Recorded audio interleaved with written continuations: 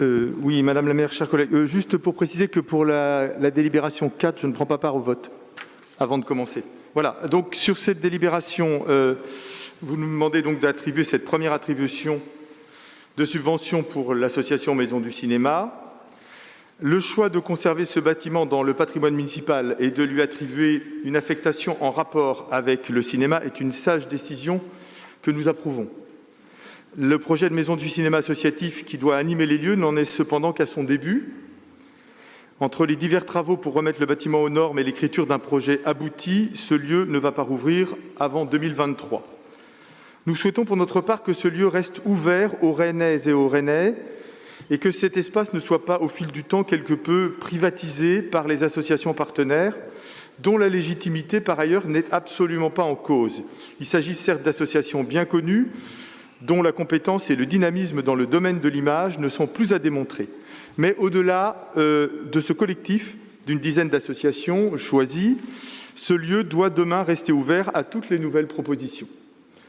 Par ailleurs, avec le fait que cette maison du cinéma ne puisse projeter de nouveaux films et que le nouvel Arvor soit situé à la gare, nous assistons à une concentration des 3 cinémas rennais entre la rue Saint-Hélier et la gare dans un rayon de 500 mètres. Ce phénomène de concentration des écrans dans l'hypercentre ou déplacés en périphérie aux dépens des quartiers de la ville est l'aboutissement d'un long processus non spécifique, certes, à Rennes.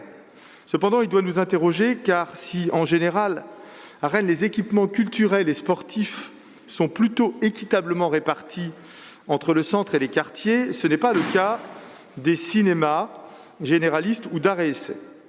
En effet, il n'y a aucun écran, dimension commerciale ou associative, dans les quartiers au sud de la gare.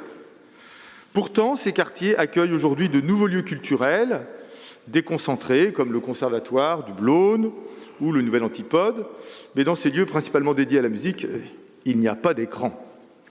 Madame la maire, à l'occasion du débat sur le nouvel Arvor, en février 2019, vous nous aviez dit que ce nouvel équipement ne clôturait pas définitivement la question du cinéma à Rennes. C'est pourquoi nous vous proposons que demain, dans le futur projet de la prison Jacques-Cartier, soit prévue une salle de cinéma à vocation associative, en lien avec les acteurs animant ce prochain lieu culturel au sud de Rennes. Nous souhaitons en effet que le paysage cinématographique rennais ne soit pas condamné à rester dans une situation figée et déséquilibrée entre le centre-ville et les différents quartiers de Rennes. Merci.